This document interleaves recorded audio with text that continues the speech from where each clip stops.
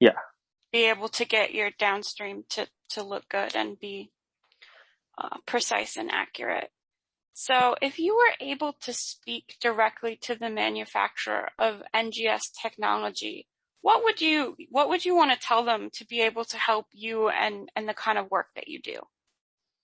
Oh, if the library prep process can be even make more simple, or say we don't have to make the library like the Sanger sequencing, we just upload it.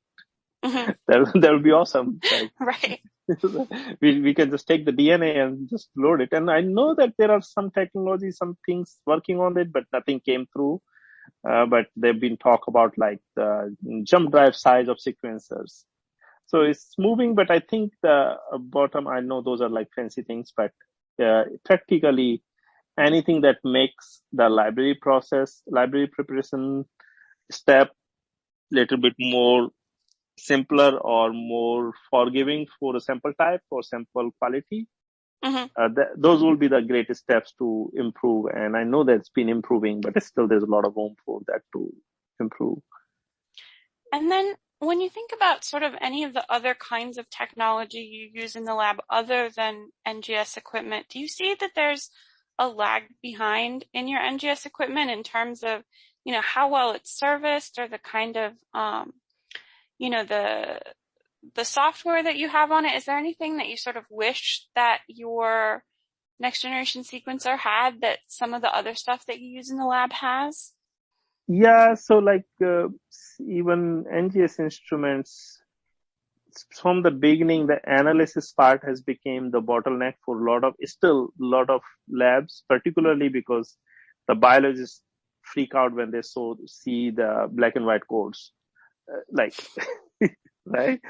So there's not like I wish there's like a drag and drop kind of applications for analysis, or like onboard applications for analysis kind of thing. They have some like MySeq Reporter and the onboard analysis, but those things are still not very streamlined. So if there's that particularly applicable in a clinical settings where you don't want your data to run 10 different vendors or go through this and that, like qPCR, you run the qPCR, you get the CT values that you can say positive, negative.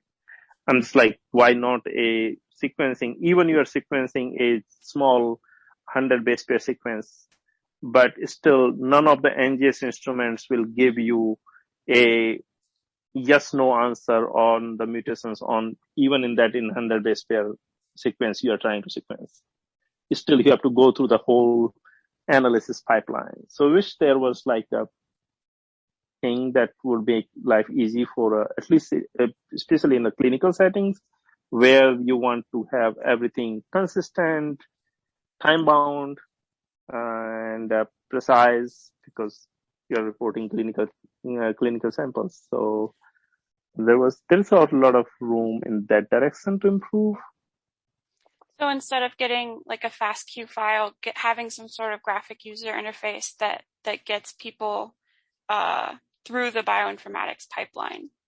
Yeah, something like that. Yeah, that's a simple way to say that. Yeah. And are you seeing that from any of the other manufacturers, or maybe from like any of the panel-based clinical NGS?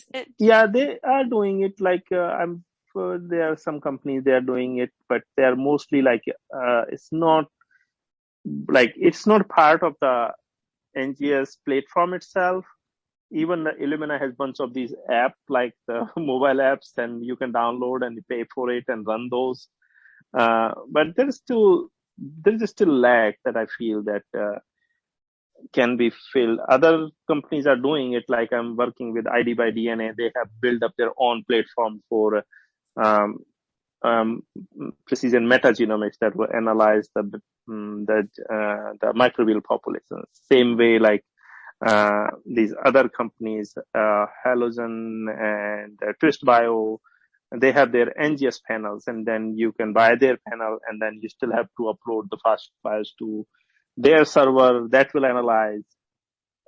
So they're like, these are third-party solutions coming in. Mm-hmm. They are building these panels, and they are building, that's good for a kind of an innovation side, but that's still not coming from the manufacturers. Right. That makes a lot of sense. So seeing that from the manufacturers is something you're really interested in. Yeah, so I don't have to buy a panel and buy a software from everybody for everything. Right. So another thing that I've been hearing that I'm sort of wondering your thoughts are is, if you think of the systems right now, especially Illumina, but really all of them, you can think of it as sort of a closed system, right? You have to run an Illumina flow cell on an Illumina instrument.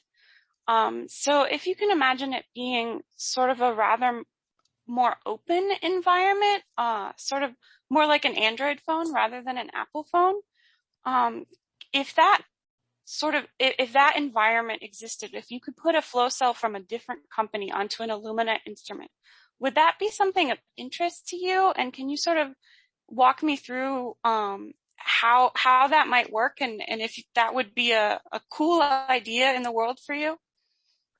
I think that's a cooler idea, but the concern is like it still will be a flow cell that you can buy from another company instead of Illumina.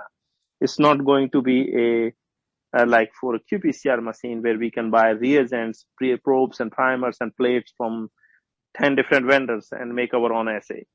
Mm-hmm. So if that's something, of course, if they sort out the patenting issues and some other companies begin to make these flow cells, that might bring the cost down. But in terms of the user perspective, the process of using the flow cell will still be the same. Mm-hmm. Continue. So I'm saying like the other way is like when you buy the flow cell, you also buy the reagent cartridge. And that's like the packed reagent cartridge. You use it and throw it away. It could be like a plate kind of thing, like in a PCR plate. So instead of using a cartridge, you buy the reagents and you buy the empty cartridges and you just fill this in. Something like that might cut the cost down. I don't know, but yeah, that would be a cooler idea if there is some other suppliers. Like for the panels, you can buy panels from so many different vendors. If we could buy the reagents, that would probably bring some competition and bring the cost down, and maybe they can get innovative too. If you were to onboard, a new set of reagents and a new flow cell to run on your Illumina instrument, what sort of things would you look for in that to make sure that you were okay with, running that and offering that to your clients? I think that will be because all Illumina instrument and they have set up the gold standards, so it has to be at least equal or better than. I would be the simplest thing I would do is take the same samples, run on the Illumina flow cell and run on the third party flow cell and see if the data compares, and then look at the cost. So it's really about driving competition and making sure that you could lower costs with something like this. Yeah, lower cost, or they bring in some sort of innovation. If somebody, as I said, some company comes with a flow cell that does not require the extensive library process. Mm-hmm. That has some different chemistry. You can just do the PCR and just upload it. That would be something even cooler. It's definitely something that would be really innovative for the market for sure. So for the last part of this discussion, I really, I think that talking to you about trends that you're seeing in this marketplace will be a really interesting part of the discussion. So for the first part, I'd really like to just hear, if you're thinking about next generation sequencing, what brands immediately come to the forefront of your mind? I think definitely Illumina so far. Who else? Then they pretty much Oxford. Then second is Ion Proton, that Thermo Fisher Instruments, and then after these long read Oxford Nanopore or the Synapgene and some other newer innovations. So honestly, I did not had a chance to try any of those hands-on. I've tried only Illumina and Ion Proton. Yeah, but those are the brands comes first. And Nanopore, Oxford Nanopore, Syngene, the long read instruments. And so if you think about those two brands